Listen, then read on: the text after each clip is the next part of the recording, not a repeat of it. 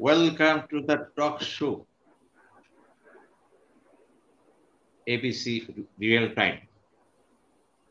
And today we have a very important discussion here regarding the politics, political parties, and leaderships, for which Bangladesh is trying for a long time. And to suit the very purpose, is we invited two new generation political leaders and one political scientist and another is a big shot political economist, basically economist. And viewers, you know very well that Bangladesh, since the independence, is suffering a lot for lack of leadership, politics, and political parties in proper since the start. And let us discuss the matter and issues in depth. And here there is Dr. Joglul Haidar. He's a political scientist. He is from Canada. Assalamu alaikum. Dr. Joglul Haidar. Assalamu alaikum. Wa alaikum assalam. Bobby Hajjaj. He is an Oxford scholar and the chairman of NDM, Bangladesh Nationalist Democratic Party. Assalamu alaikum. Thank you very much. And then Mr. A.R. Khan, President of Federal Democratic Party, Bangladesh. Yes, Dr. A.R. okay. Khan, well. And finally, I will move to a scholar who is known already to all, and he is an iconic economist and political analyst. He is Prof.Dr. Showkat Ali. He is from America. Assalamu alaikum wa rahmatullah. Well, let us start from political scientist Dr. Joglul Haidar. You know that very well about the point of discussion today. Politics, political parties, and leadership. And as a political scientist, how do you define what is politics? Particularly in Bangladesh context. Well, Thank you, Honorable Moderator. It's a matter of high privilege and distinct honor for me to be with you here this morning in Canada. And thank you so much for inviting me to your prestigious talk show. Indeed, it is for me. It is a little bit difficult to define politics, leadership, and political parties because a chairperson of two political parties in Bangladesh are here with me. I believe that they will do their job, from their own perspectives. But as an academic, what I believe that political party is nothing but political parties are organized group of people aimed at capturing state power for the sake of national interest, for the betterment of the people. And this is what politics is. And we all are living in a political system and where political parties play a very important role as well as political leadership. You all know that as a student of political science and international relations or diplomacy, foreign policy, leadership quality is an important instrument of national power throughout the world. How developed a country is, how mature a country is, depends on the quality of its leadership. The quality of leadership of a country determines the quality of the nation, the quality of the diplomacy, the quality of the foreign policy, the quality of economy, everything. Leadership is very important as well as political party. In my view, political parties, work in a political system, and political system has got two aspects. One is input function, another is output function. Input functions, we see that one is called, the first function is for the political parties is political socialization and recruitment. Political parties socialize people before recruitment. They socialize through their aims, objectives, their principles. They provide literature, distribute literature among the masses, and the masses get trained and come to the politics. This is, I'm talking about ideal politics. And second function of a political party, interest articulation. Normally, interest articulation functions are done by pressure groups like associational groups, institutional groups, non-associational groups, and anomic groups. These are groups. Along with groups, political parties also does political articulation functions. They articulate the problem.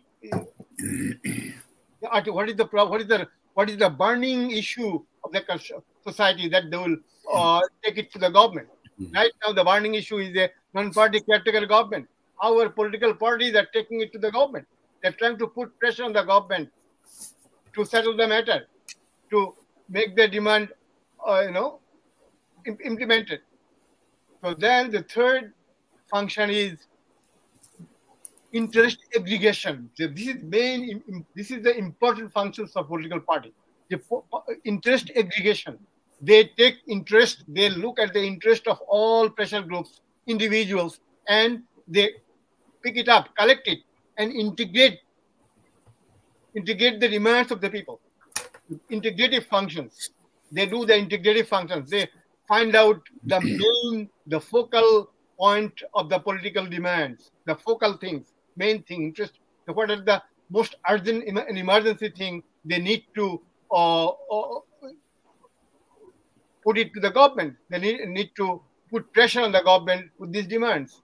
Then finally, with all this socialization, articulation, aggregation, and finally they do the political communication. They communicate with the supporters as well as the government for getting a decision. And then in the other side of the political system is output functions. Here we see rule making, rule application, and rule adjudication. Who makes the rule? Rule making is the executive of the government. They make the rule based on the demands of the political parties and pressure group. The rule making, they make laws in the parliament. I'm sorry, they make laws in the parliament. It's a legislative function. The legislature, they make laws which is consistent with the demands of the political parties. That means the people. That's why we call it representative democracy. This legislature, then rule making, rule application, who apply the rules? The bureaucracy. The bureaucracy, they apply the rules of the society. And then rule education, there should be this bureaucracy, before applying these rules, they should be accountable to the legislature, whether they are applying, they are applying the rules properly or not. Right now, the way police is using force, whether it is excessive force or not, whether it is appropriate or not, this thing should be determined, because that's why they need to have the accountability to the legislature. Then finally, rule adjudication. Who will adjudicate the rule? Judiciary. We need to have a independent judiciary. It is not selected, or the judiciary people judiciary should not represent the government. They should represent the nation. They should represent the country. They should represent the people. If aggrieved people go to the judiciary and the judiciary give a judgment according to the sweet will of the government, then it's going to defeat the state. It will be defeating judiciary or adjudication or misjudgment. This is how a political system works. This is the ideal one. If the political system doesn't work that way, what will happen? We see that right now the crisis we are facing, the one-party authoritarian system, and we are now being ruled under a one-party authoritarian system. Somebody says dictatorial system, and we are going for the third time, fourth time for one-party electoral system, one-party election. Then the election commission is spending, millions of dollars in order to have an ineffective election where major political parties are not participating. This kind of participation crisis creates, first of all, in the absence of a proper political participation, we see that there is a legitimacy crisis.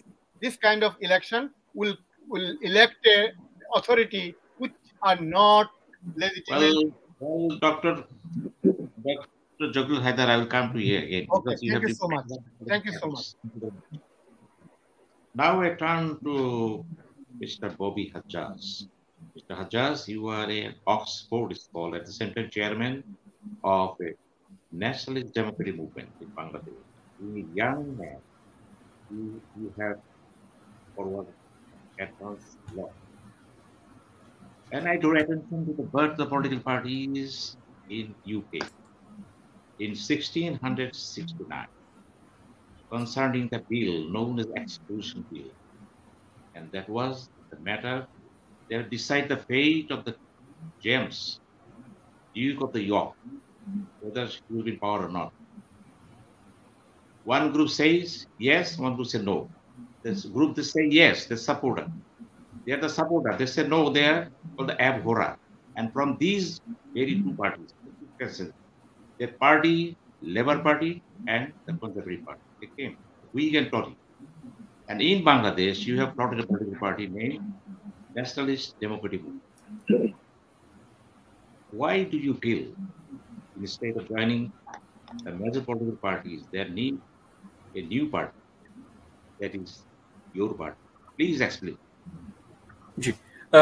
Assalamu alaikum. First and foremost, my sincere apologies. Dr. Sinha, when you asked the question, I think there were some internet issues. So I couldn't hear the whole question properly, but I did hear the last part in which you basically asked, why didn't you join another party and start your own party? Fair enough. Thank you for that question. And also with that, before I start answering that question, my salam and regards to everybody who's watching this show, and also to the honorable panelists on the show, everybody here. Assalamu alaikum wa rahmatullah. So an interesting question. Basically, there are a lot of political parties in Bangladesh. You could argue, some people have argued, there are 300 plus political parties in Bangladesh. Obviously, there are differences in the stature, the status, and the ability of parties, the level of activity, the manpower, their stance on issues, their stance on ideologies. All of these things matter. As the speaker before me, the honorable speaker before me, argued that a political party is a pressure group. It is a political party is really an interest group that also participates in a democratic government, in a democratic system, also participates in election. That's it. That's what a political party is. It's an interest group that participates in election, as long as we're talking about a democratic system.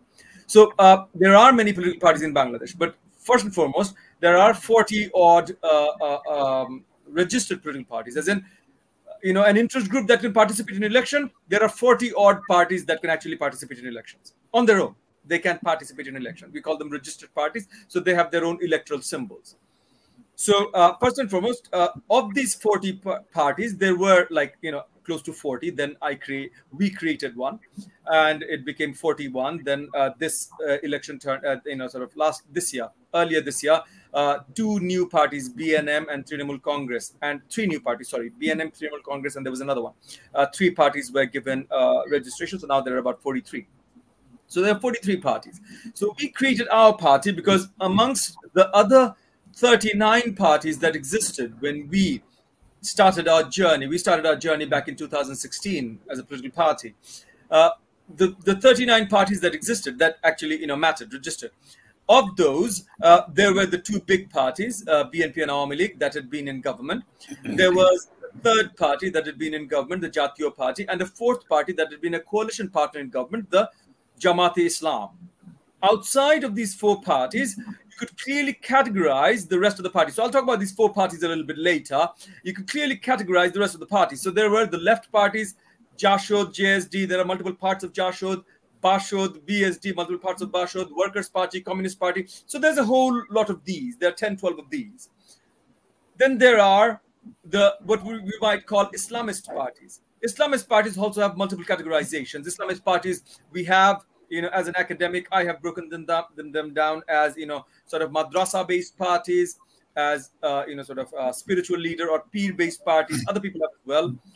Madrasa-based, peer-based, and sort of then there are particular activism-based parties. So then there are these which are Islamist parties. So you've got two clear groups. That's like 20-odd parties right there. Two clear groups of Islamist parties and leftist parties. Outside of these parties, and not that all leftist parties are active parties, neither are all Islamist parties active Islamist parties, but they are there, they're registered. Outside of these, there are a few parties that are inactive. The registration exists, but they're inactive.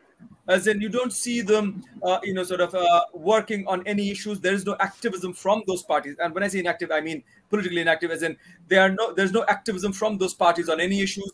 There are no public gatherings, no rallies or anything, nothing related to issue-based activism, because that's what political parties do, apart from running for elections. So then there are no other parties here. We are not leftists, we are not Islamists, and we are active in politics regarding any and every issue. So then all the other 36, 35 parties are out. We couldn't be part of those 35 parties because they don't count. Because again, for those reasons, for us, they don't count. I don't mean for a second, I don't mean to belittle them. I don't mean to say they don't count. I mean, for us, they didn't count for these reasons, as I've just explained. Now let's come to the big part. Awami League, since 2010, since 2009, but more specifically from 2014, has been a clearly non-democratic fascist government. And there is no democracy within the party either. But more importantly, it's running a fascist government. If you want to be part of a fascist government, then all you really want to do is gain the benefits from that fascist government. That's not political activism. We don't call that politics. Okay, that's business. That's business, and business through political means. We don't do that. So Awami League is out. The BNP has its own very specific structure and beliefs. Beliefs that, even though we are NDM, we are right now in, the anti-government movement with the BNP. We're all on this together. But we're not BNP with the party. As in our party and BNP, we're all in a coalition in this movement for a better, bigger purpose. But we don't believe in this exact same thing that the BNP does. So we can be part of the BNP. Jamaat-e-Islami, again, an Islamist party. We're not Islamists. That's out. The only party that's left is Jatiyo Party. And again, I can make the same argument. Jatiyo Party has been playing ball for the Awami League, especially since the 2014 election. So Jatiyo Party, I don't even regard, and no disrespect to anybody, but this is just the last 10 years of history speaking, I don't regard the Jatiyo Party as a real political party. The Jatiyo Party probably was a real political party at one time, and there was a time when I was actually part of the Jatiyo Party. But from 2014 election onward, Jatiyo Party has not been a political party. Every MP that the Jatiyo Party has is an Awami League MP, is an MP who became MP through the patronization of the state, or very specifically, the head of the state. So the Jatiyo Party, in our eyes, doesn't exist as a party. So in 2016, when we started our political activism journey, political activism can only be matured through the creation of a party which becomes a vehicle, as the speaker before me explained, which becomes a vehicle through which you can contend for state power. Contend. Doesn't matter. You don't have to get to state power. You got to be able to contend for state power. And so in 2016, we didn't have an option but to start a party. And we didn't just randomly start a party. We started a party with over 32 districts, with committees in over 32 districts and over 150, upazilas in Bangladesh. So I personally traveled most of the country from 2015 to 2017.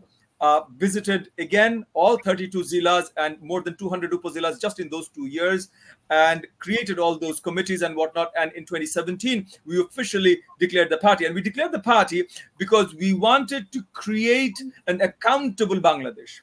None of the parties that we've spoken of so far, and I've more or less covered every political party that works in Bangladesh, that is of any count. I've covered all of them. None of them, none of those specific parties. Now, new parties can be coming up and so on and so forth, and they might believe in the right things, and we'd love to work with them if they do. But none of those parties believe in accountable democracy. All of those parties believe in specific hierarchical structures. And again, to run a party, you do need a hierarchical structure. That's a different point. But you look at these parties and the hierarchies are frozen for life. So the party chairman is chairman for life. Positions are for life.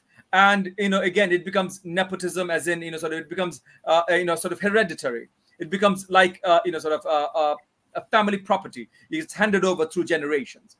That's not what democratic politics is all about.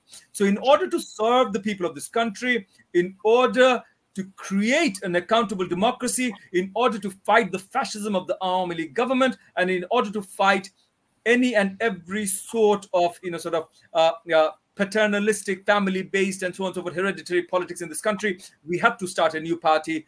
And throughout the nation, with the help of the people, with the love of the people, we started the Nationalist Democratic Movement. So that's my answer for you, Dr. Sinha, on why we started a new party. Thank you very much. Well, now I move to Dr. A.R. Khan. You listened to Bobby Hajjaj, and he explained why he plotted the party, and with his own logic analysis. And he believes that his party is very much up to the standard to face the 21st century problems in Bangladesh. And side by side, you have also voted for the federal party. And do you feel that federal party is in a position to cope with the situation that Bangladesh is going to face? What the programs you have taken to suit the very purposes, and what the logic you have at this very moment in mind? Please, you explain. Yeah, well, thank you very much. Thank you very much for inviting me and giving me these opportunities to share my ideas and experience that I have gained over several years when I was in politics, still in politics. Actually, why the third political party is not coming up in the country? Because the whole nation is divided into two parts. One is Bangladesh Awami League and another one is Bangladesh Jatiyotawadi Dal, like BNP. So why the third party is not coming up? Because when you talk about the political parties, as you mentioned, as you heard that Bobby had just said that almost 300 political parties are in the country. So each and every political parties actually, they don't have any own ideology of them. They are not carrying their own ideology. Either they are supporting Bangladesh Nationalist Party BNP, or they are supporting the Bangladesh Awami League. So because end of the day, when you see their topics or the way they are talking in a political arena, so you will clearly understand that actually it's like a feeding political parties, like they are serving actually under the command of the main political parties. That's why last 53 years, you see, only two political parties, they are ruling the nation from the very beginning. Okay, if you talk about the Bangladesh Jatiyo Party, okay, forget it. So in fact, what's happening right now? So all the political parties, those right now is playing in the country as a political parties. So can you tell me the one specific political party that they have their own ideology? Why the people will support them? Why people will go with them? Why people will stand beside them? Because there is nothing is new over there. So I'm telling you, there is a kind of same. The difference between two parties is league and dal. There's the main differences. So that's why, because when I visited some, the rural areas, the most people, the 80% people of the nation, they're living in the villages. They do not worried about the, sociology, political issues, socio-economic condition, the electoral system. They do not understand anything. They do not understand anything about this. That they know only one thing, that okay, who is standing beside me? Okay, when I'm in pain, when I'm in a problem, when I'm facing any sort of problem, so the person is coming or helping me, or who is standing beside me. That's the main things for them actually.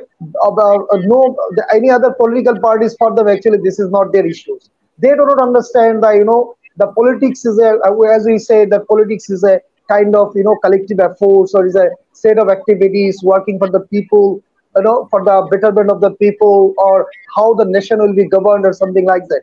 They don't have any even single issues about them. So that's why actually last 53 years we have seen that actually whole nation is governed by the two political parties, that is Bangladesh Awami League and BNP. So why we come up as a federal democratic party? Because as we understand right now, we understand that actually without provincial government, or without two step two stage of the political system actually, I think that is why we come up with the new ideas, that is federal system.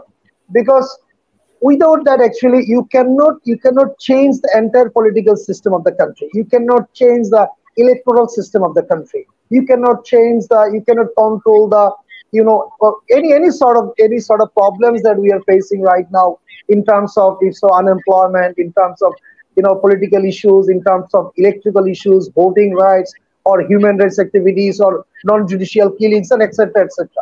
But if you want to change all those things, then you have to go to the different political systems that is not in use right now. If you talk about the BNP and Awami League, what is the basic differences between Bangladesh Awami League and BNP? Tell me, what are the basic differences? They're the same thing. Just only is that terminology is a difference. One is saying that dol, and another one is saying that, okay, what do you say, league, like Mohila League, Mohila Dol, or something like that.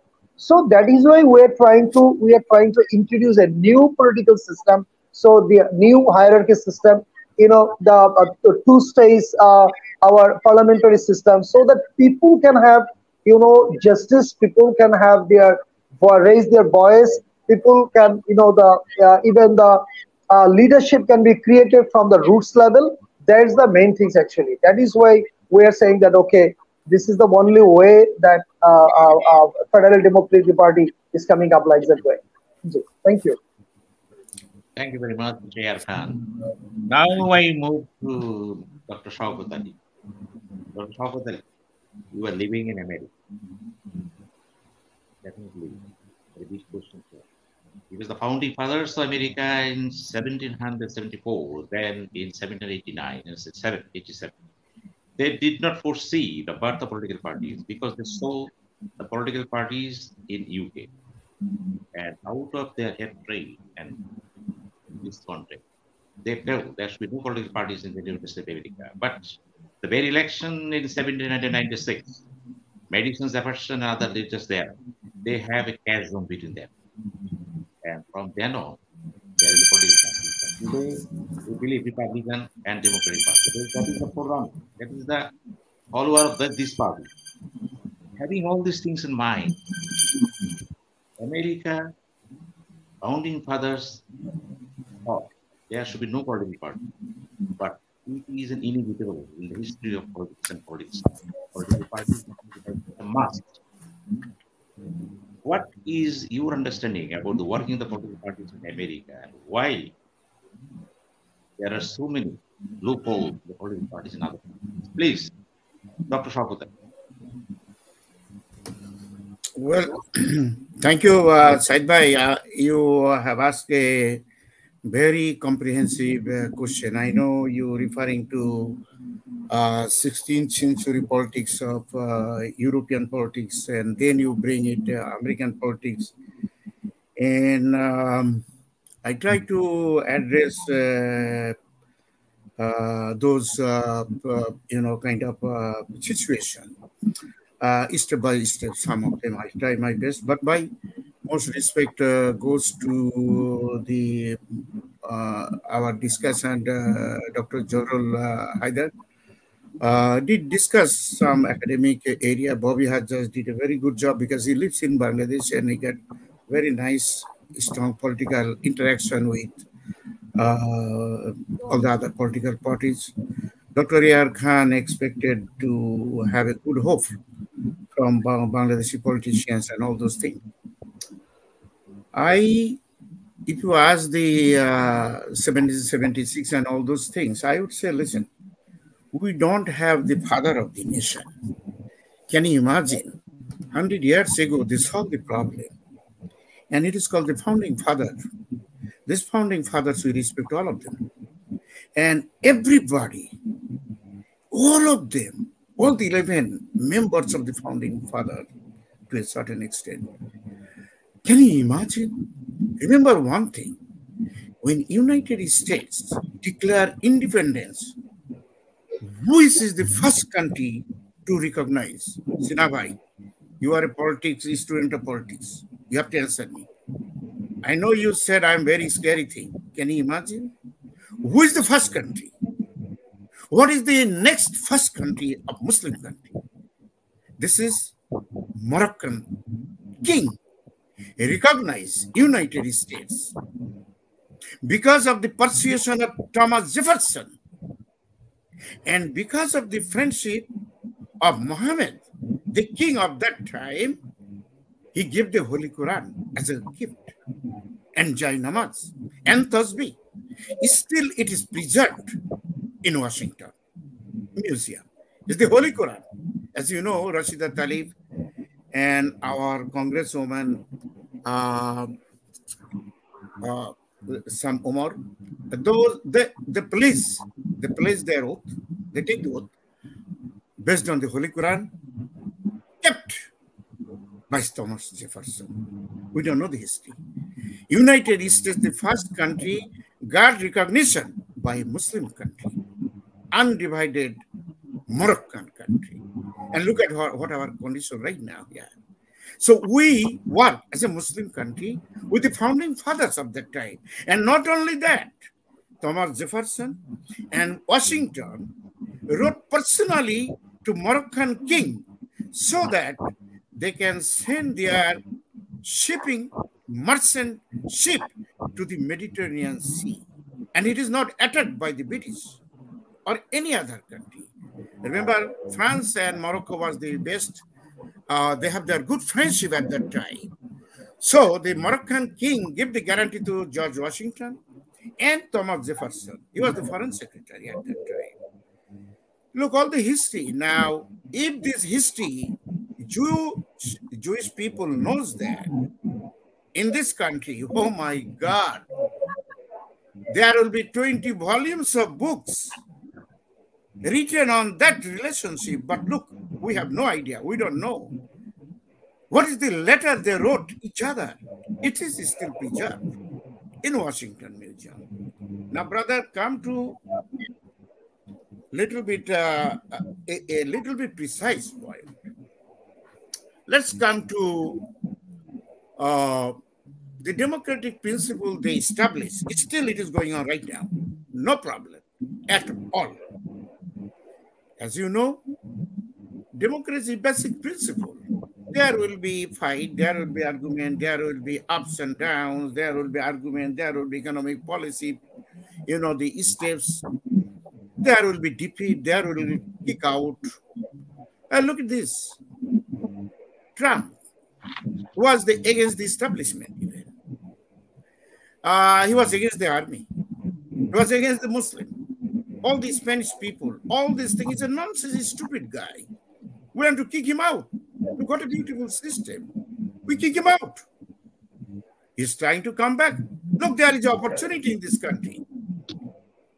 He's knocking door everywhere. Give me vote and this and that is going on process. Last 2 years he's doing that. What happened in Bangladesh? There is no comparison. Now look, before, after saying those kind of things, I want to go back to 1948, the Second World War. If you want to do politics, if you want to learn politics, then you have to go back to the history. as you mentioned, the history of 16th century, 17th century history of mankind, the civilization, economic emancipation, the communism, the democratic process. You have to have. If you don't have those knowledge, please go to the hell. Do not come to the politics. You are a stupid man. This is the reason about 25 years ago, the Time magazine made a headline. It says, the politics after Second World War, the leader came to give a sacrifice for the civilization, for humankind. After that, especially after 1970s or 80s, people came to politics to gain something out of their countries. Professor Showkat Ali sir was visiting my home at that time. May Allah bless him, his departed soul.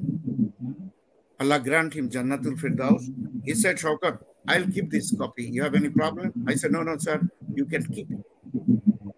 15, 20 years ago, he take it. I know. This is my best investment. If I give it to Professor Ali, and he will write a lot of things. Look, Dr. Sinha, you said it. Look what said John F. Kennedy. Ask not what your country can do for you. Ask what you can do for your country. Can you imagine? You telling me to go 1600 century, what Jefferson, what George Washington said. Look at this, his descendant. Look at his the lineage. Look at the president, he said. Don't ask. Don't ask what your country can do for you. Ask what you can do for the country. What the damn thing in Bangladesh? Come on, man. Not only Bangladesh. It is in Asia, Africa, Latin America, and European country. All this leadership is stupid, illiterate. So what do you expect from them?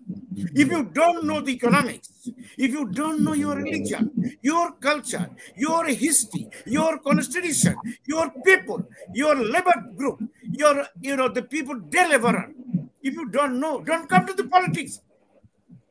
And you know what happened? All the intellectuals, all these things who are writing the books, we never denounce them. We encourage them. We join them. Look what happened in Bangladesh. All these stupids are all together. A stupid plus stupid plus stupid is equal to stupid. Exactly, you are doing this thing. Look at the John F. Kennedy. Who give you all those Bangladeshis at that time, Pakistan? Is Pakistan all the development I said 100 times as a student of economics? Who give you the blotted jute mills, Adamji jute mills? Who give you the hydraulic airport? Who give the country industry in Pakistan? Is Pakistan? Who developed the University of Rajshahi? Who give you the Chittagong University? Who made the Joyrullah Hall or Sujjushan Hall? Who give you? Who give you the parliament, the damn parliament you are using and abusing the people of Bangladesh? Who give you? This is John F. Kennedy, the best friend of President Ayub. That time it is called consortium. All the European countries, donor countries including Japan. No India, get the hell out from our face. Never, you are beggar forever. Forever. You have total GDP is 3.5 trillion. And given coming to Bangladesh to doing the business, any country you get benefited out of business with the bilateral partner, it is only the Bangladesh. What nonsense we are living. Look, after Second World War, all the Muslim countries came independence. They became independent after Second World War. I'm not going to give the credit to Hitler, but it is what it is. The European, the countries, the British.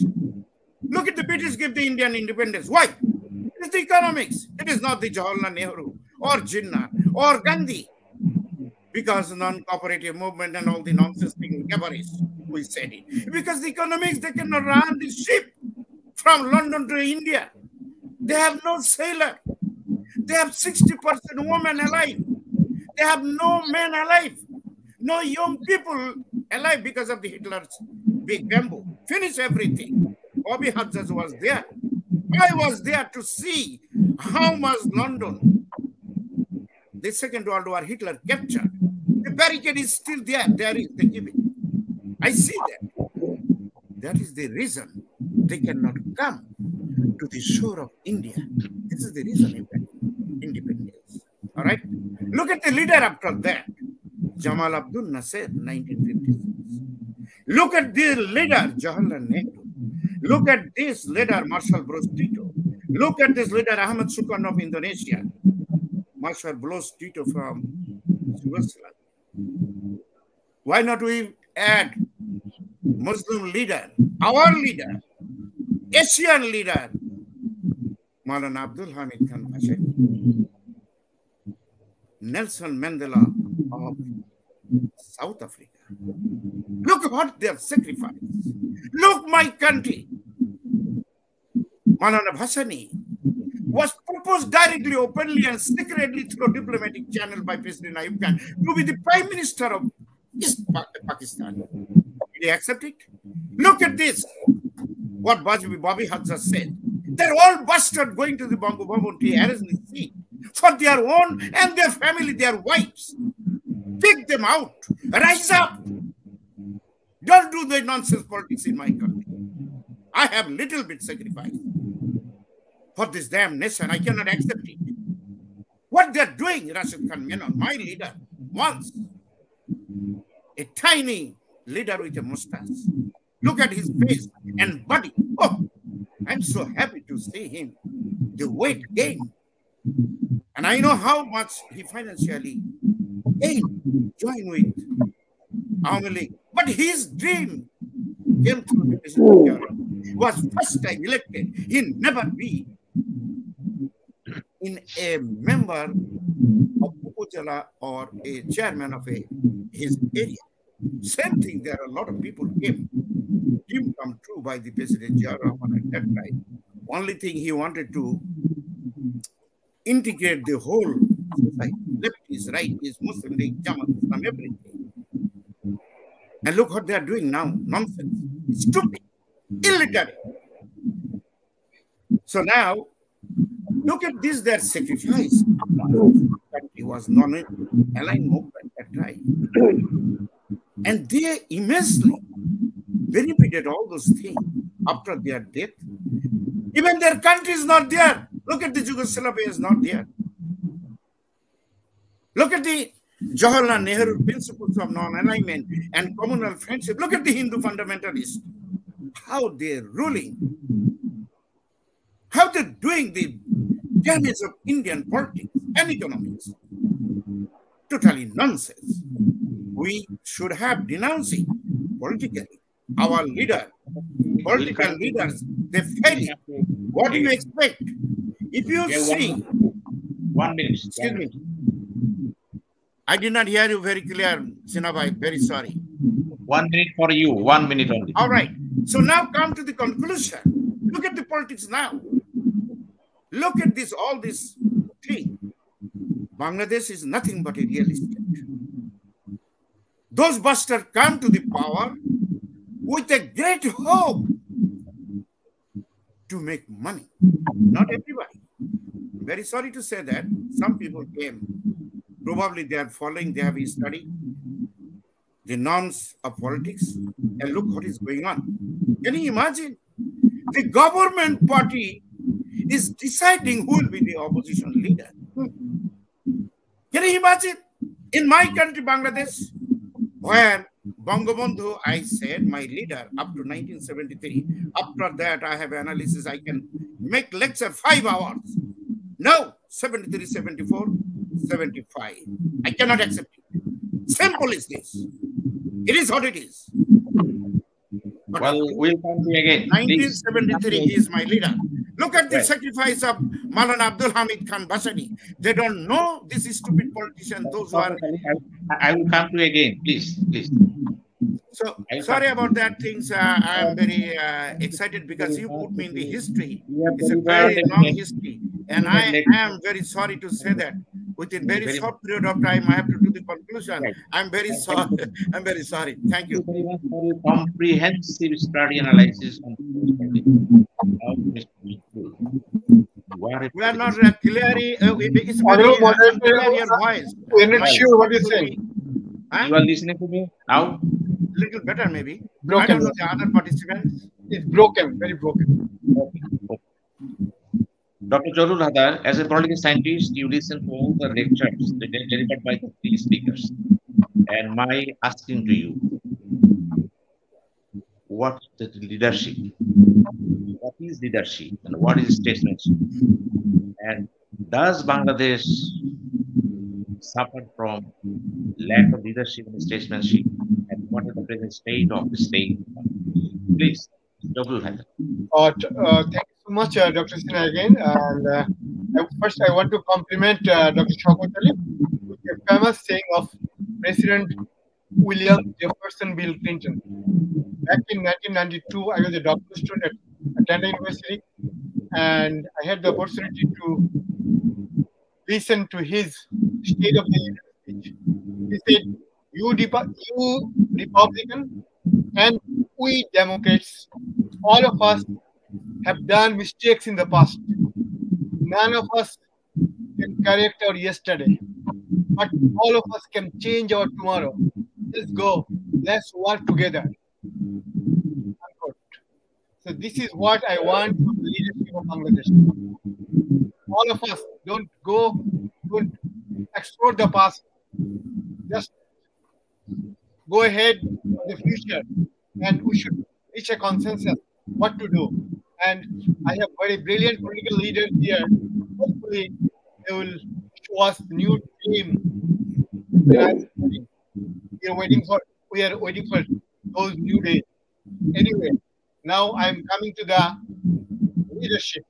The quality of leadership. I spoke at the formative speech that quality of leadership determines the quality of state. Leadership derives from authority. Leadership depends on authority. How you're gaining the authority. And authority, first of all, if you look at the sources of authority, authority derives from knowledge. First of all, authority derives from knowledge. You have to look at the leaders' quality of leadership, how much knowledge they do have. Dr. Showkat Ali, he told about John F. Kennedy. Ask not your country what she can do for you. Ask your country what you can do for her. So you should have the knowledge to love your country. You should have the, in order to have the patriotism, you have to have the knowledge to love your country. This is the first thing we are lacking. Then authority derives from law. Legally, authority derives from law. The law empowers you the power. Law empowers you the authority. And then authority derives from charisma. He talked about Jamal Abdul Nasser, whatever it is. Marshal Tito and South African leader, great leader. So they accrued their authority from knowledge. But in our country, if you compare our leadership, our country, gained authority from hereditary, from dynasty. Hereditarily, they got the authority to regulate the politics, to regulate the parties. This is the main, difference as a student of comparative politics. This is the basic academic difference between the quality of leadership, the quality of, learned leadership like Muhammad Ali Jinnah, Jawaharlal Nehru, in South Asian context. If you look at Sri Muhammad Bandar Naik, if you look at those people, you'll see their quality is much, much higher than our leaders with Sheikh Mujibur Rahman. All these things. So the quality of leadership, it depends on how you're gaining the authority. Do you have enough knowledge to lead the country? Do you have enough, legally are you authorized to do this? And then charisma. Do you have that much charisma? We did have a lot of charismatic leadership. That's true. Well, Sheikh Mujibur Rahman was a charismatic leader. Ziaur Rahman was a charismatic leader. Khalida Zia was a charismatic leader too. I believe that, because when Khalida Zia speaks, Khalida goes to a tiny town, she can gather lakhs of people. Sheikh Hasina, she can gather lakhs of people. We do have charismatic leadership, but the quality of leadership, charisma doesn't always represent the quality. Charisma one thing, but for quality you need knowledge. That is very important. That's what we are missing at this point in our country. So now I'm going back to my point.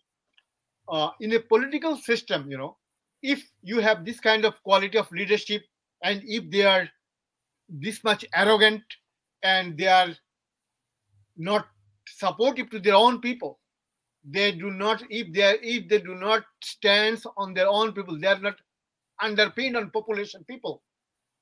people's mandate, then they become authoritarian, dictatorial. They do whatever they want to do, because the money, the millions of dollars, millions of rupees or taka, whatever they're spending, this is not their money. This is my money, your money, our, we are paying our taxes. They are misusing our money. So that's why they do not have appropriate training. They do not have appropriate knowledge. They do not have appropriate, charisma properly to utilize the national property to, they are not mandated to do that, but they are doing this in order to establish their family dynasty, in order to establish authoritarianism. In Bangladesh right now, what is going on, that this kind of election is nothing but a circus. And this government, staying in power for long 15 years, they're now aspiring to stay more 5, 10, 20 years. And their target is 42. They want to, by 40, they will stay in power until 1942. What they will do?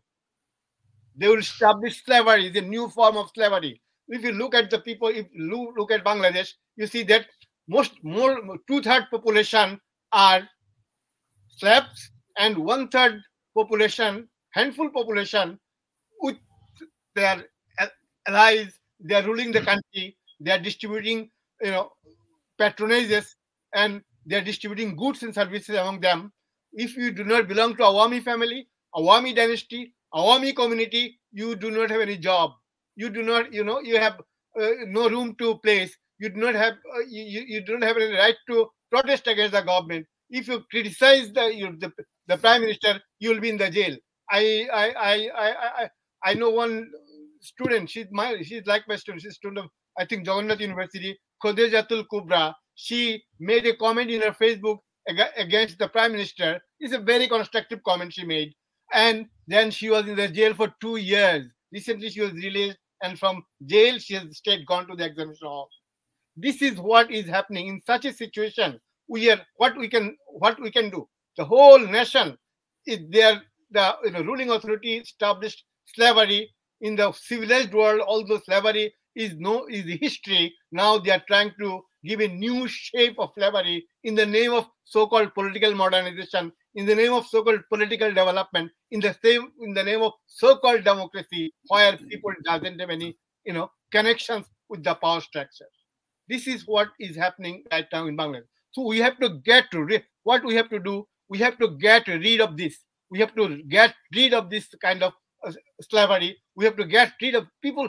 We people are, stateless people. Most of the people are stateless people. You know that stateless people, there are 2 types of stateless people.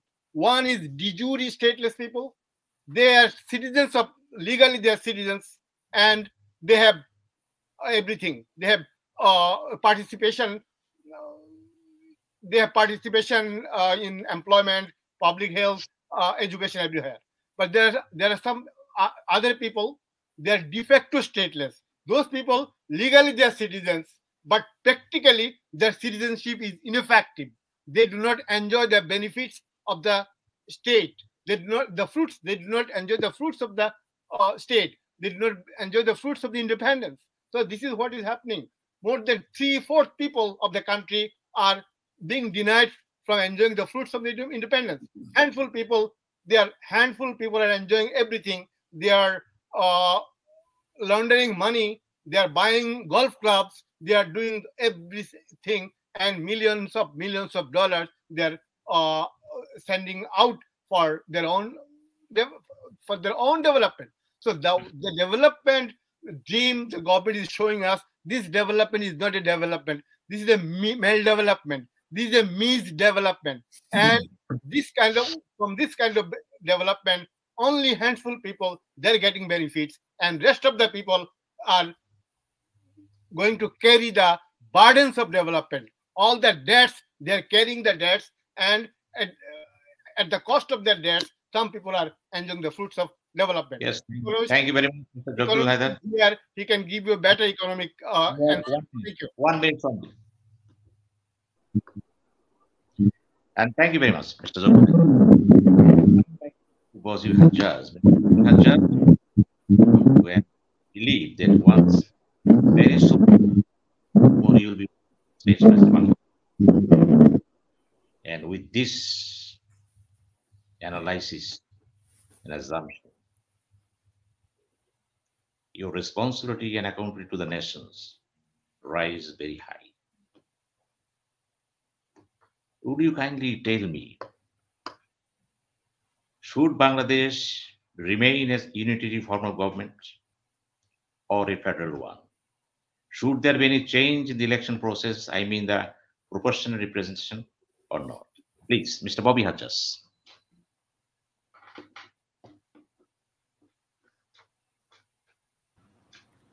Thank you very much, Dr. Sinha, for your question. Before, again, there were problems and I couldn't hear all of your question, but I think you asked about representative what do you call it? I mean, parliamentary systems. I think that was what you were talking about, probably maybe even proportional, sort of system of, parliamentary seat arrangements and so on and so forth.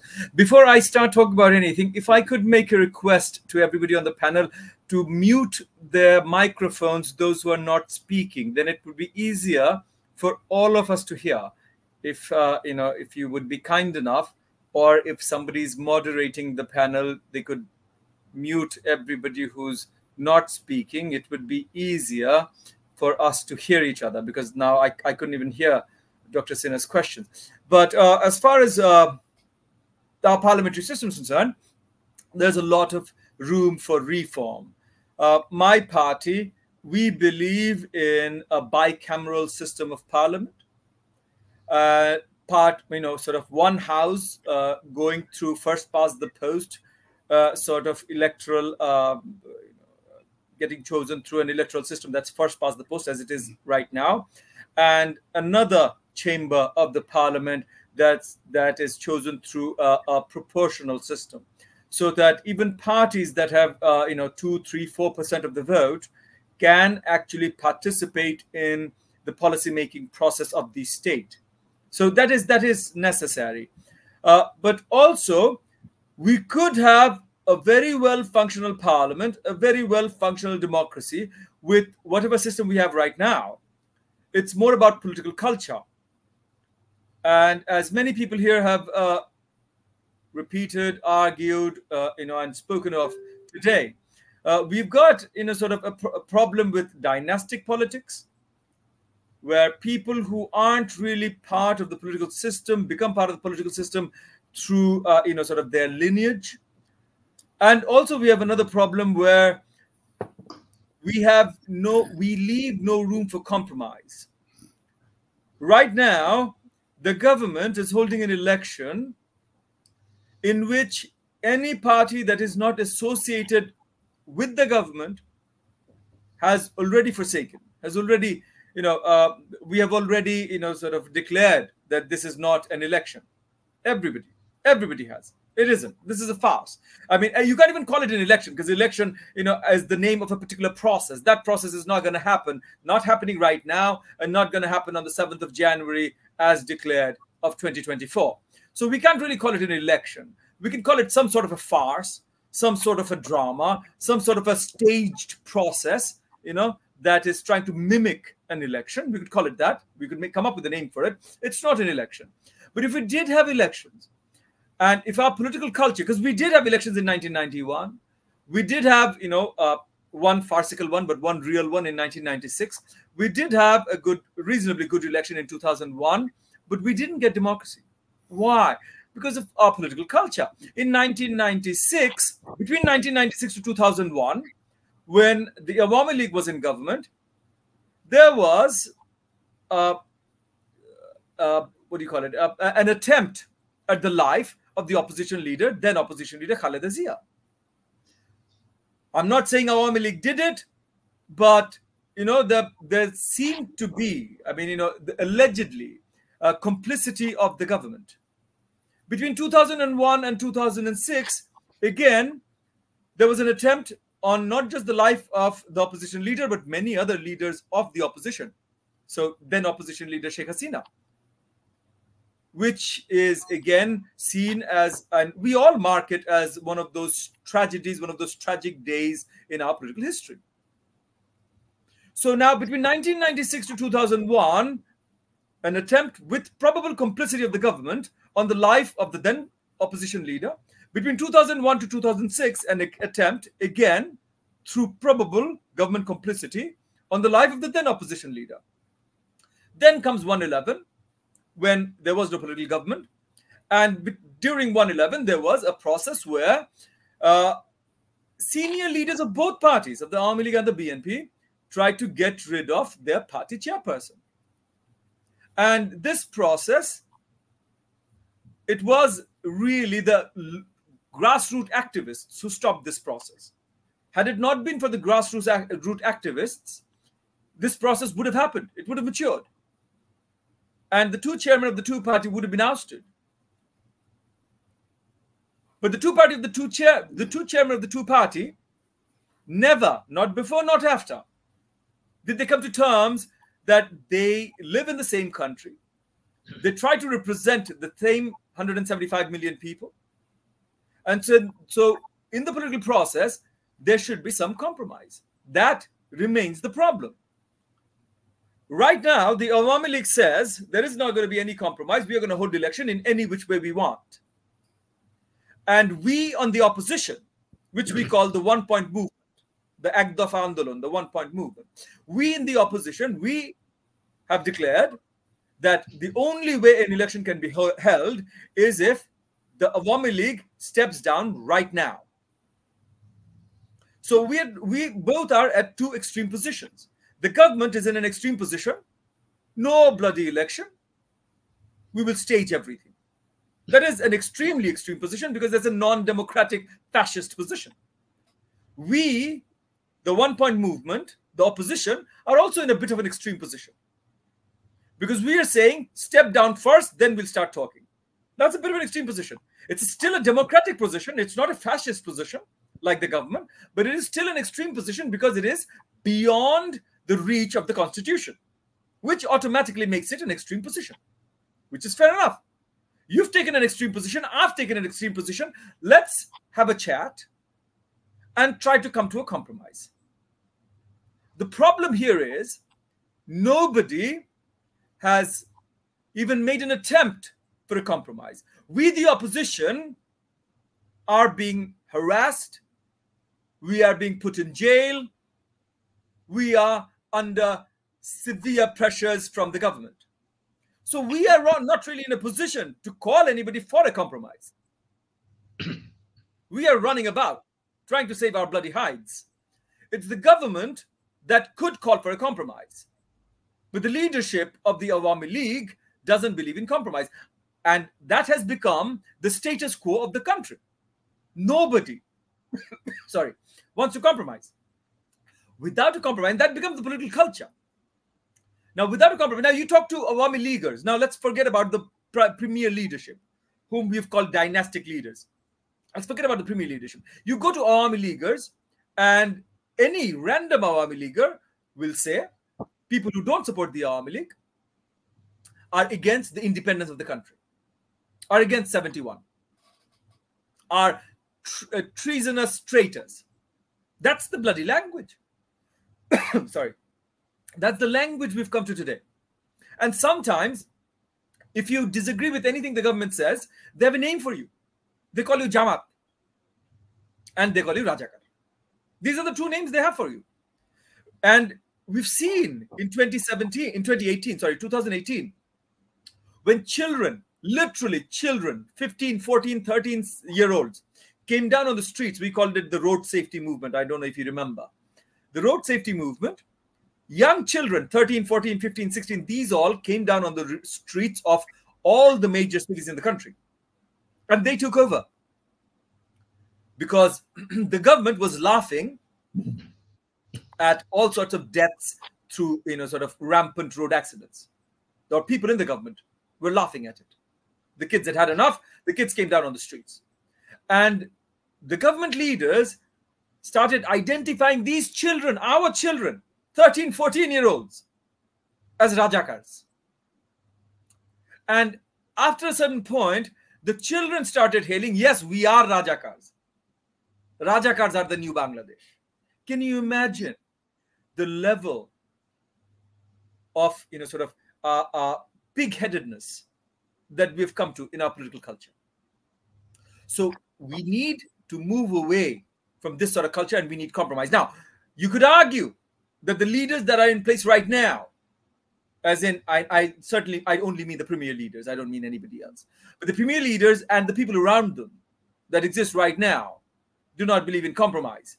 And that is why the political culture is as it is. If over time or through some other measure, this thing changes, the premier leadership changes, then maybe compromise will come. I do hope for it. Leadership is always there. Leadership is never missing. Leadership is never missing, no matter who tells you what. If there wasn't Nelson Mandela, there was Stephen Baku. Stephen Baku was a bigger leader than Nelson Mandela. There are, anywhere you go, Sheikh Mujib, if there wasn't Sheikh Mujib, there was someone else. The first person who actually declared independence was Maulana Bhashani. These are historical facts. You can't argue against it. The first leader of substance, a big leader. And actually, you can't get a bigger leader than Maulana Bhashani, because if you're talking about Awami League was given birth to by Maulana Bhashani. So Maulana Bhashani was the first big leader in East Pakistan who declared independence. If there wasn't Sheikh Mujib, there was Maulana Bhashani. If there wasn't Maulana Bhashani, there were many other leaders. Many, many other leaders. If there wasn't Nehru, there were many other leaders. Nehru wasn't even vocal. Nehru didn't start even speaking till the 1930s, till the 36, sort of, what do you call it? After the Morley-Monty reforms and the election. Nehru didn't even have a voice before that. So when you talk about anybody, it doesn't matter if it's Tito. Tito was a great, sort of soldier and general, and he got all the forces together and fought, sort of created a united Yugoslavia because, sort of he sort of separated the identity of the Croats, the identity of the, Serbs, and so on and so forth. And there was the Yugoslav identity, the Slav identity. That's what Tito did. But that was forged on the battlefront. And if Tito hadn't done it, somebody else would have done it. Just like Mustafa Kemal did in Turkey. So leadership comes up. You don't have to worry about leadership. Leadership comes up whenever it's necessary. Right now, because of the fascism in this country, no kind of leadership can come up. There was talk about Hitler at this discussion. I don't know why, but Hitler came up. Hitler could come up because of the Treaty of Versailles, because the Treaty of Versailles was one of the easiest terms given to a defeated nation ever in the last 300 years of European history, before and after. That's why no Hitler could come up after the Second World War. That's why no Hitler could come up after the 7-year war, after the 30-year war. Because the Treaty of Versailles after the First World War was the easiest treaty in the last 300 years of European history. That's why Hitler could come up. And Hitler happened because Hindenburg, the actual leader in charge, sort of wanted to retire. So leadership is not something we ever have to worry about in a nation of 155 million people. Leadership will come up. There will be a Jaglul Haidar. There will be a Showkat Ali. There will be an A.R. Khan. There will be a Sinha Sayeed ready to take on the mantle of leadership. What we need are the right conditions. What we need is for the people to ask for the right kind of political culture. And that is going to happen. It's just unfortunate that a party like the Awami League, which has 100+ years of history, the Awami League was born in 1906. I mean, some of you might argue, no, that was the Muslim League. The Muslim League is the bloody Awami League. So it is a history. It's a party with more than 100 years of history, and yet that party has come to this, where that party 2 days ago declared that in 3 months there's going to be a famine in Bangladesh. They declared this 2 days ago. If you guys are checking the news, that's the state of this party. Whereas a simple compromise, and we could all create a better nation. So if this party fails and we do come to that famine, hear me now, leadership is not going to be our problem. Leaders are waiting. Leaders will come up. Things will happen. This country has brought up leaders before. You talked about Ziaur Rahman. Ziaur Rahman was no exception. Great leader. You talked about Sheikh Mujib. Sheikh Mujib was no exception. Great leader. If Ziaur Rahman hadn't been there, Khalid Musharraf would have been. Showkat Ali would have been. There were others. But yes, obviously you give credit to Ziaur Rahman, great hero. That's not what I'm saying. I'm not taking credit away from Kemal Ataturk. I'm not taking credit away from Tito. I'm not taking credit away from Nasser or Sadat or anybody. I'm not taking credit away from them. What I'm saying is, if Sadat had not been there, somebody else would have. Leadership is not the problem. Our country is prepared for the future. It's the Awami League that's not prepared for the future. And what I foresee in a very short period of time is the Awami League failing, not Bangladesh, the nation, failing. Thank you very much. Well, thank you very much, Mr. Bobby Hajjaj. He spoke in a very high. And you touched on the leadership and qualities and whether leaders are not born. They are practiced. There is so many theories of leadership and of leadership. So side by side, there is also and taking all this Dr. Khan, do you find any gap leadership?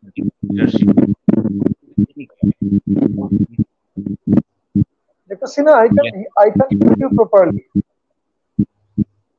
Mr. Sinha, sorry, I can hear you properly. Yes, please. Mr. Ayar Khan, do you foresee any gap between the old leadership and how can it solve? Because we believe thoughts from the past, the new thoughts from the new generation, at point. And today, we must have to recognize as folks Bobby Hajjaj party in Bangladesh. It's a broad and they have the leaders. Whether they are up to the standard, questions are there are so many people going involved in politics. Do you think so many political parties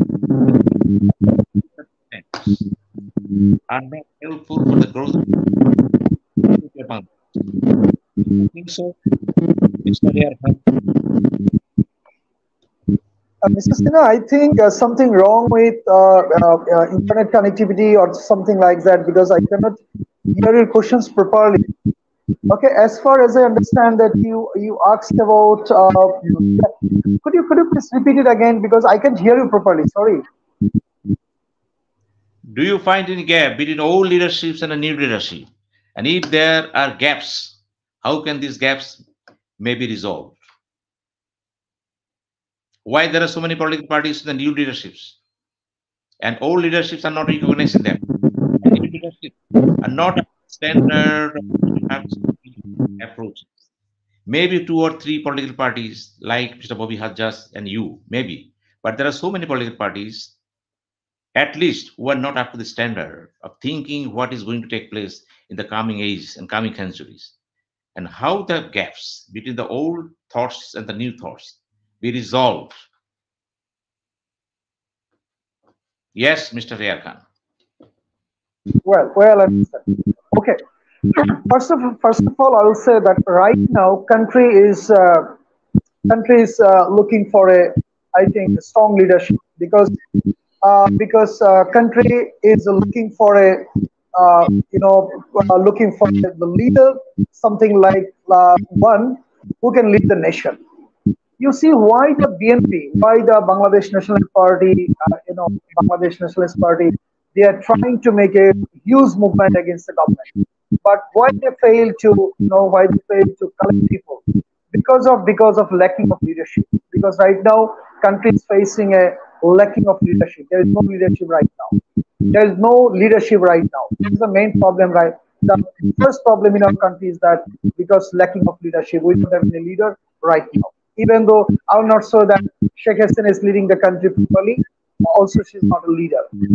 Even though, for example, you see the BNP, the Bangladesh Nationalist Party, they are running their party, but their leader living in UK. So you see, this is kind of, I don't understand that how the party is running without the leadership. Even the Begum Razia, she's under the custody, so she cannot go out. So but the political activities is going on. So without proper leadership, actually, you cannot run the political system of your own party. That's the main thing. Second thing is that, for example, so Bobby Hajjaj is here. So if NDM supporting Bangladesh Nationalist Party, then why people will support him? Better people will go behind the Bangladesh Nationalist Party. So in fact, what you have to do actually, if you want to lead the nation, if you want to do a set of an example, then you must have your own voice. You must have your own identity. You must have your own political vision. You must have your own political mission. You must have your political, ideology. Otherwise, if you support another party, if you align with other parties like 14-party alliance or 20-party alliance, if you support any other party, then just you tell me why the people will support me. Because if I support you, then better people will support you directly. Why they support you through me?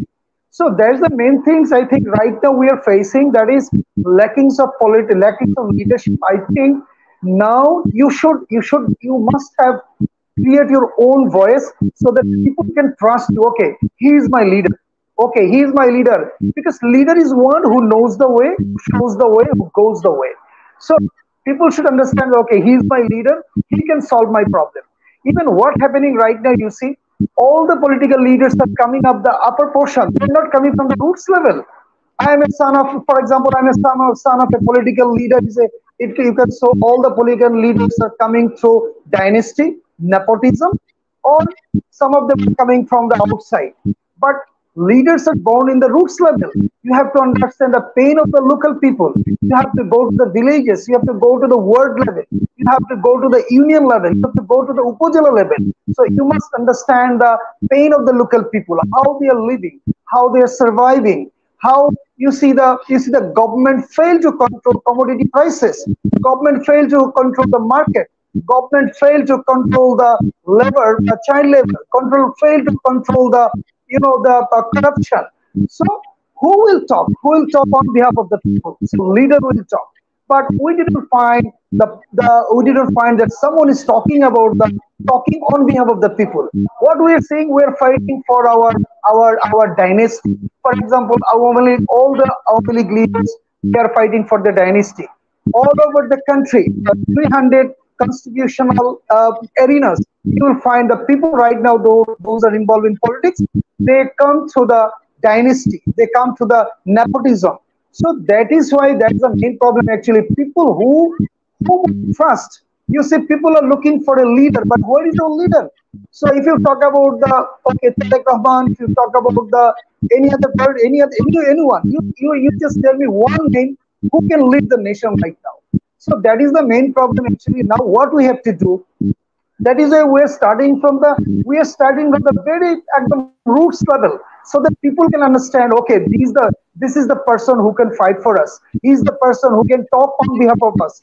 Otherwise, you see, right now politics mean is a celebration of birthday, celebration of marriage anniversary, celebration of death anniversary, and celebration of founding anniversary of political party. That's the things, nothing else. Have you ever heard that political party, they are saying about how the unemployment will be solved? how the you see the okay marriage child problem will be solved, how the labor child will be solved, or how the corruption will be controlled, or how the commodity price will be controlled. No, everybody is busy with their own how do you say own dynasty to control their dynasty or nepotism or something like that. So that is why actually right now you see the country is facing a crucial moment. You see, there is no. I didn't find any politics in our country.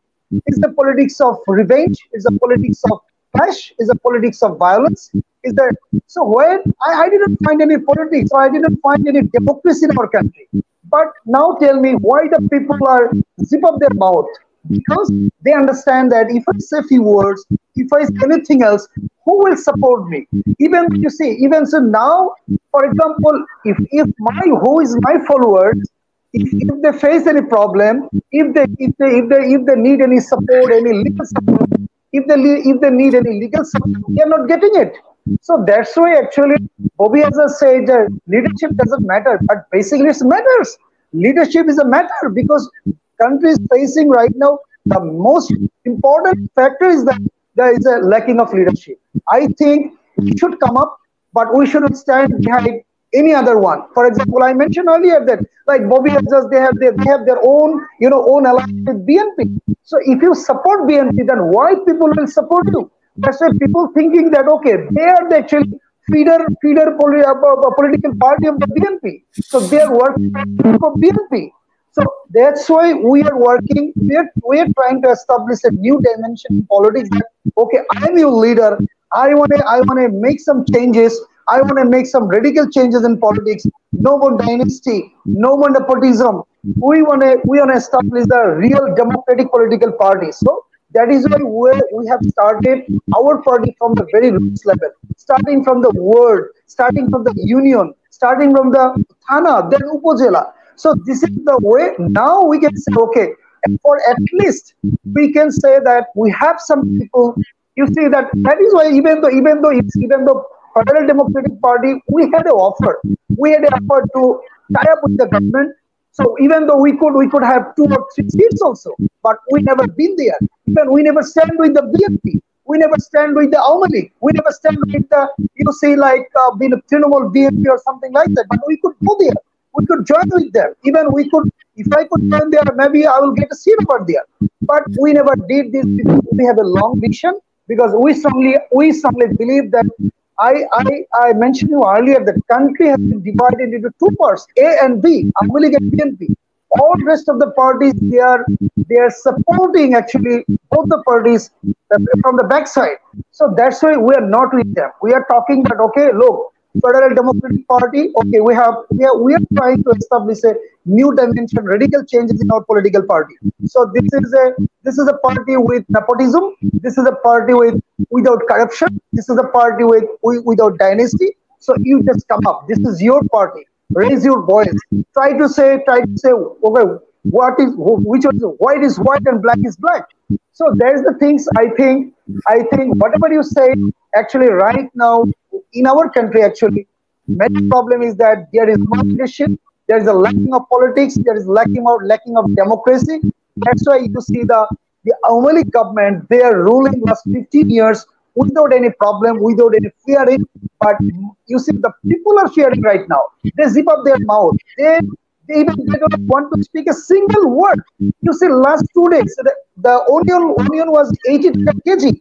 Just in between 16 hours, it becomes a 200 taka per kg. So nobody is saying a single word. Why the onion prices has been updated?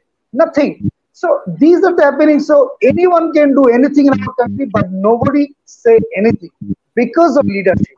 Because if there was a proper leader who can lead us, who can show us, who can guide us, who can show the path. Okay, this is the way to come up from the corruption.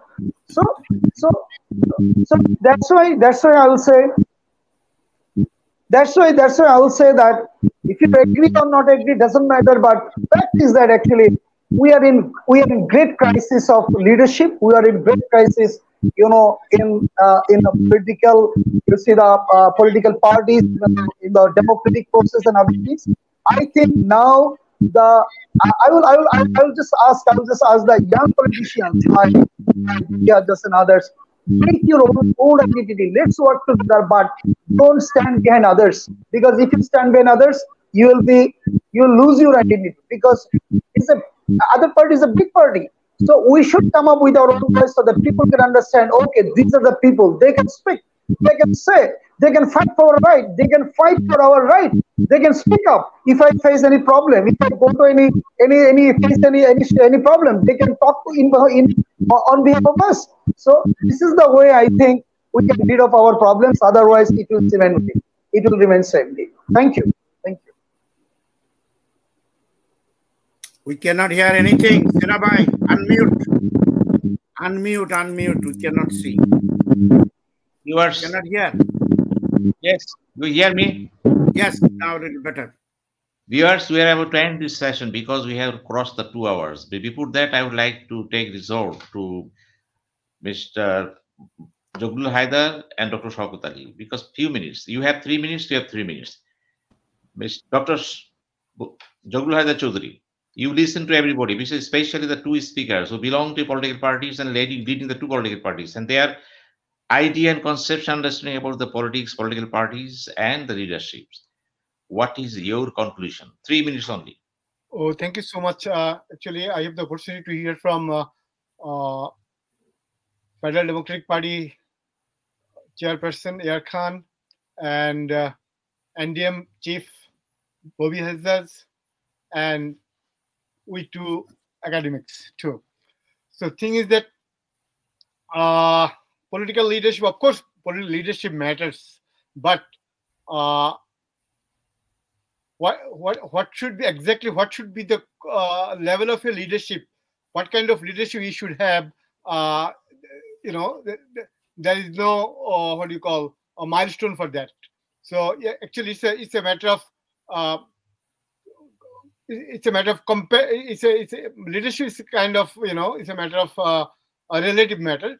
How better your leadership is, it depends on how better the other party's leadership is. It's a matter of it's a competitive matter, So leadership, right now I'm not sure the crisis that is going on in Bangladesh, it is exclusively happening for leadership. I don't think so. Right now, we are living in a global village. So right now, the way we are talking, the way we are being connected, similar way everybody is connected. So leadership, I don't think leadership, if you right now, leadership is that severe crisis in my country, Bangladesh. The main problem is our systemic problem. Right now, the political system we are living in, that political system is so the compromised political system, so criminalized political system that we cannot reach the goal because of the political system. But leadership, I don't think right now our leadership problem is not that much acute. I'm sure our leadership is the quality of our leadership is not like Nehru, like Gandhi, or like Jinnah. But we do have leadership. They can rule the country. If you don't have enough qualified leadership, should we bring a leader from Harvard? No. Leadership should be homegrown. Whatever leadership you have, you have to depend on them. But Thank you very much, Mr. Haidar. Thank you very much. Thank you. Dr. Showkat Ali, you Yes, listen sir. to everybody. Essentially, you listen to political scientist Jogul Haidar. He say, whatever the leader's standard is, doesn't matter. From Bangladesh perspective, leaderships are there. Definitely leadership after Bangladesh model. You cannot have the leadership from America, Europe, no problem. Leadership after Bangladesh model. That is the leadership in Bangladesh. Dr. Showkat Ali, living in America at this very moment, do you feel the leadership in Bangladesh at this very moment are so below that they can run the state? Yes, Mr. Showkat Ali. All right. I have listened very carefully, Mr. Bobby Hajjaj, his political speech and his expectation of leadership. I have no problem with that. We expect for the best, no problem. Erkan gave a very nice analysis with the leadership and all those things. Dr. Haidar also said, my question is, I see the leadership. Of course, I raised the question of the quality of leadership. Number one. Number two, I don't say statesman. Number three, if you are not now, which indicated by Erkan, then the question is when. We say generally then it is the invention, is the necessity is bringing the invention. All right, 15 years we have beaten up by third-class leadership. Now the question is, how long we'll wait for a statesman and the leader with a good quality? I see leader, oh my God. You go Union Council, Upojela, Mr. Hajjaj does this type of thing, go everywhere. I see so many leaders, my God, left, right, on my top. I don't see any quality. I don't see a statesman. So hope for the best, the leader will come. Now, I say one thing. Brother Hajjaj, you wait and see the day after the election. What a leadership you will get after January 7. We have gone through, brother. The famine is coming. Look at this. You ever heard, you live long time in Europe, you ever heard any president or prime minister or a food minister say the famine is coming? Look at this lady. What a leadership. She said famine is coming. Wow. Who is created? The BNP is created. Wow. What is the indication? You see the leadership? You wait after January 7. Well, she said not January, not February, in March. Well, probably. Brother Sinha and I did discuss a couple of weeks ago just a little bit economic formula that because of the inflationary pressure in the United States, the Federal Reserve will increase a 0.25% rate of interest. Wow! You know what will happen in January or February? You have to purchase $1 using 200 taka. You are in the listen, I don't want to give a big lecture. You have no reserve, actually. At the end of the December, maybe it's a 10 billion. If you are lucky, you will have it. You cannot purchase. You cannot open the LLC. You cannot do nothing. Yes, famine is coming. You import it. Remember 6 years ago? In the areas of Pabna, Jasur, Khulna, Kustia, there are abundant surplus production of rice. Why you did not preserve it? Why you are crying now? The famine is coming. Listen, I want to see one thing. In 1973-74, what Amartya Sen said that time about the Bangladeshi famine, it is created by our leadership, created the problem of the distribution. It is created by our man's power, our mankind created this famine. And he said also the same principle in 1950s. Well, 1973-74, we have gone through the crisis. I don't want to go back.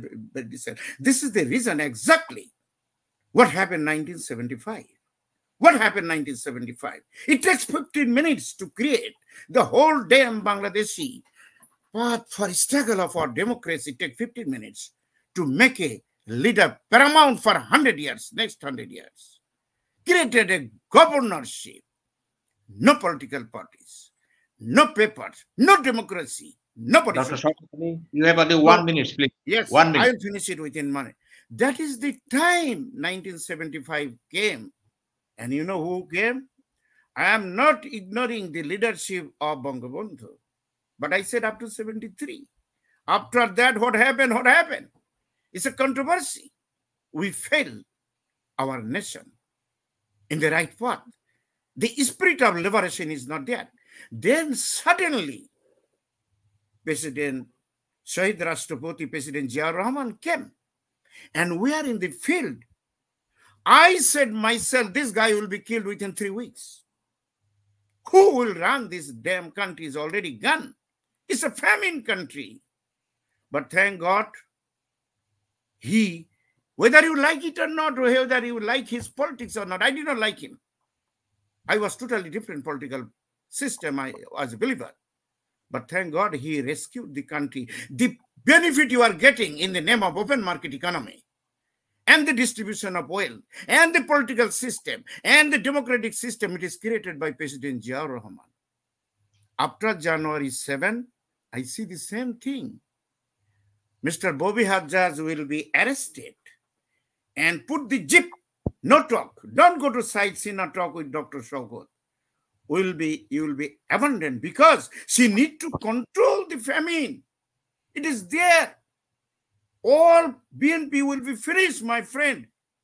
And Mr. Sinha will, if he alive, he will call me again, maybe January, end of January, with all the panel at the end of the February. I see this thing happen. So she's right.